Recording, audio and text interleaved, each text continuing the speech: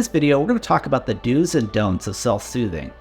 We're going to talk about what self-soothing is and how to do self-soothing in an act-consistent way, as well as avoidance-based versus acceptance-based self-soothing. So go ahead and grab your cup of coffee and join me as we learn about self-soothing conceptually and experientially. So let's look at self-soothing. What does it mean? Well, to soothe means to calm, comfort, or provide relief from pain. Self-soothing involves learning to do this for yourself rather than relying on others. Now, there is much overlap here between self-soothing and self-compassion. And if you want a simple definition of self-compassion is acknowledging your suffering and responding with kindness. When we include self-soothing in ACT, we want to ensure that it's acceptance-based rather than avoidance-based. In many models, the primary aim of self-soothing is to provide relief and comfort through reducing or removing pain, or distracting yourself from it. In ACT, the aim of self-soothing is quite different. We bring it in as part of a broader agenda of acceptance and self-compassion. The primary aim of self-soothing in ACT is to provide relief and comfort through accepting your pain and treating yourself in a kind and caring manner, followed by engaging in calming, comforting, values-guided activities. The word relief comes from the Latin word relevare, which means to raise or lighten. Pain is a burden, and we naturally want relief from it. We want to lighten the load, raise ourselves up from underneath the burden. Many people assume that relief from pain means removing, avoiding, or distracting from the pain. But mindfulness-based approaches offer a different form of pain relief. The huge relief that comes from dropping the struggle with pain, stepping out of the battle, and making peace with it. Now, we can learn this experientially through this pushing away paper exercise. So on this piece of paper, I have wrote the word pain. So this is going to represent this burden that is really heavy and ever present. And so for many people, this pain can seem really close. Now, if I have this pain this close to my face, well, what else can I see? Not much of anything else. I can't even see you in front of me. All I can see is this pain. And so mindfulness-based approaches help us to have a different relationship with this pain. So instead of having it right front and center, we can learn to move it. And even moving it to placing it on our lap, and I'll move it so I can see the word. I know that it's there, it's still close and present, but I can still see and hear and feel everything else, and I can stay fully engaged. So mindfulness-based approaches offer this kind of relief where we can have a different relationship with pain. Now, there's nothing wrong or bad about avoidance-based self-soothing, doing those activities with the primary aim of reducing, avoiding, or distracting from pain. Often such activities are very helpful, at least in the short term. Now remember, ACT does not target all experiential avoidance. ACT sees experiential avoidance as normal, not pathological. ACT only targets experiential avoidance if and when it is so excessive, rigid, or inappropriate that it becomes problematic and gets in the way of a rich and full life. However, if the primary aim of self-soothing is to reduce, avoid, or get rid of pain, there are times that this simply will not work. So in this sense, acceptance-based self-soothing is superior because we can practice it whether or not pain reduces. Of course, it's very common as you practice acceptance-based self-soothing that the pain does decrease, but that's not the aim. It's just a lovely bonus, and we can certainly appreciate it when it happens. Now, many self-destructive, experientially avoidant behaviors include the inappropriate or the excessive use of drugs and alcohol, gambling, overeating, and in some contexts, self-harming. And these can all be viewed as avoidance-based attempts to self-soothe.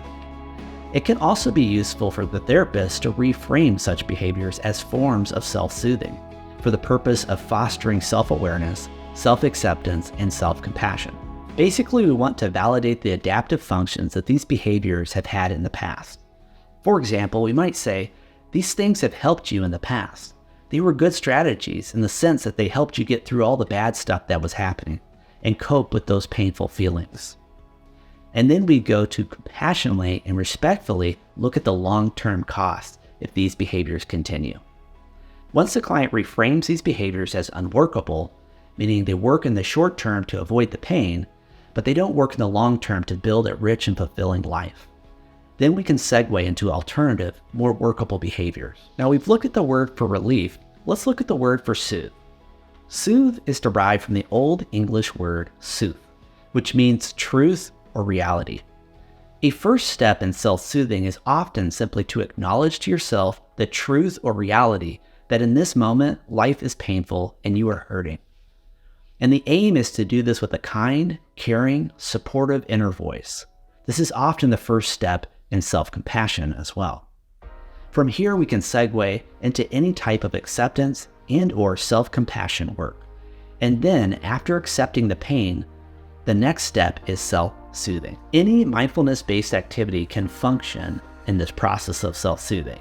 So you can choose a more formal one, like a mindful body scan or mindful breathing, or you can create your own within the therapy room and just ask clients to begin to kind of describe things that are calming for them and that produce a sense of relief. I'll go over the 5 senses and how we can use these to create our own mindful strategies. How can you create self-soothing activities that draw on sight? For example, could you consider watching a movie mindfully, going to an art gallery mindfully, going for a walk in nature mindfully? How can you create self-soothing activities that draw on sound? For example, could you listen to your favorite music mindfully, joining a choir, singing your favorite songs, praying, or reciting scripture? How can you create self-soothing activities that draw on smell? For example, could you light a scented candle? Could you put your favorite essential oil in a diffuser? Baking bread, going for a walk in nature and smelling the roses. How can you create self-soothing activities that focus in a healthy way on eating and drinking?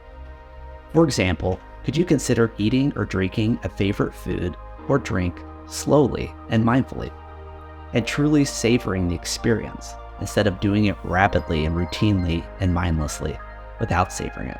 Now let's consider touch. What are some activities that we could do to create a self-soothing activity to draw on touch?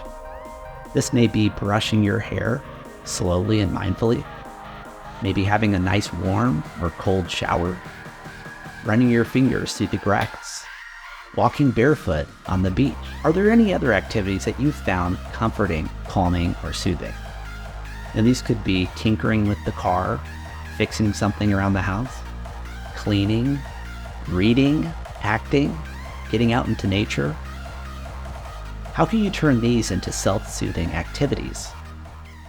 The key to making all of this self-soothing is to engage fully in the activity.